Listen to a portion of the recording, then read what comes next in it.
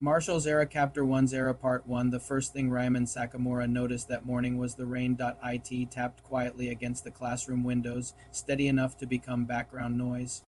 Beyond the glass, the city of Tokyo stretched toward the horizon, covered in towering buildings, glowing advertisements, elevated train lines, and countless people moving through the streets below. It was a strange sight if you stopped to think about it. The city looked almost like something from another world. Massive holographic advertisements floated between buildings, displaying everything from cultivation pills to military recruitment campaigns.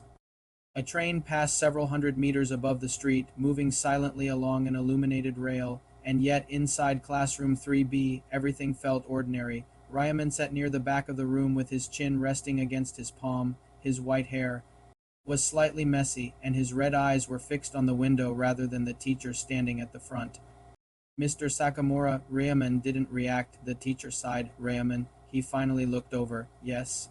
You've been staring out that window for the past 15 minutes. A few students quietly laughed. Ryaman glanced at the clock. I've been listening, then. What was I just explaining? Ryaman looked at the board. The lesson was about key circulation through the meridians. He knew the answer. Proper circulation prevents ki from damaging the meridians. The teacher stared at him for a moment before nodding. Correct. A few students stopped laughing. Ryaman turned back toward the window. He wasn't lying. He had been listening. He just didn't care very much. There wasn't much about school that interested him anymore. The other students had already started talking among themselves. Some discussed their cultivation progress. Others compared their latest test results. I reached the third stage last week. Seriously? Yeah, my father bought me a foundation pill. Must be nice. Ryaman heard every word. He looked down at his own hand. His fingers were slightly rough from training. He had spent years practicing martial arts whenever he had the time. Jutsu, karate, taekwondo, swordsmanship, anything he could learn he tried, but there was a problem. His cultivation wasn't impressive, not compared to the people around him. In this world, cultivation wasn't just a hobby. It determined nearly everything. Your cultivation affected the jobs you could get, the respect you received, the money you could make, and sometimes even how people treated you. Ryaman had learned that lesson early. He was born into the Sakamura family, a clan that had once possessed a respectable name. That was what the old stories said anyway. Ryaman didn't remember any of it. By the time he was old enough to understand what a clan was, the Sakamura name meant very little. His parents were gone. The family estate was gone. Most of the clan's possessions were gone. All Ryaman had left was his younger brother, Ren, and a broken shrine that nobody seemed to care about anymore.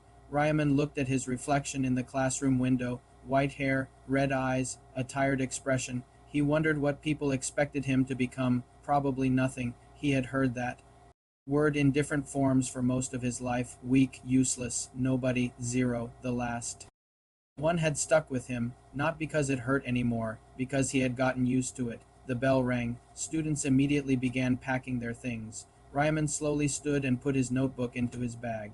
He had barely taken 2 steps toward the door when someone blocked his path. Where are you going, Sakamura?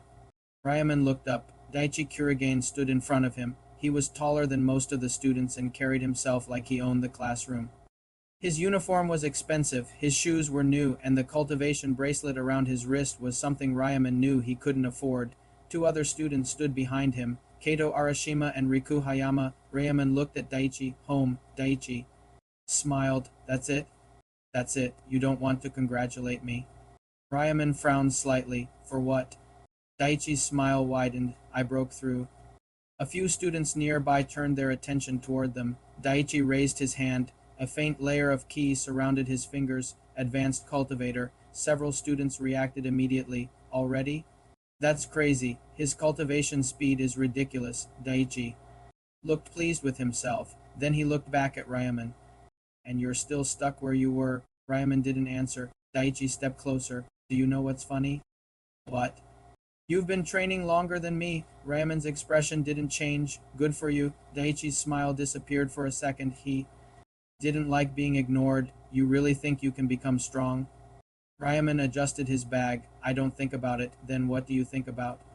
Ryaman looked directly into Daichi's eyes. Going home. A few students laughed. Daichi's face tightened. Kato stepped forward, but Daichi raised a hand and stopped Whatever. Daichi walked past Ryaman, deliberately bumping his shoulder against him. Ryaman didn't move. He simply watched them leave. He wasn't angry. Not really. He had learned something over the years. Anger was expensive, and Ryaman didn't have enough energy to waste on people who didn't matter. He left the classroom. The rain had gotten heavier by the time he reached the academy entrance. Ryaman stood beneath the awning and looked at the city. He reached into his pocket, a few coins. That was it. He counted them twice anyway. Not enough. He put them back. His stomach growled. Great.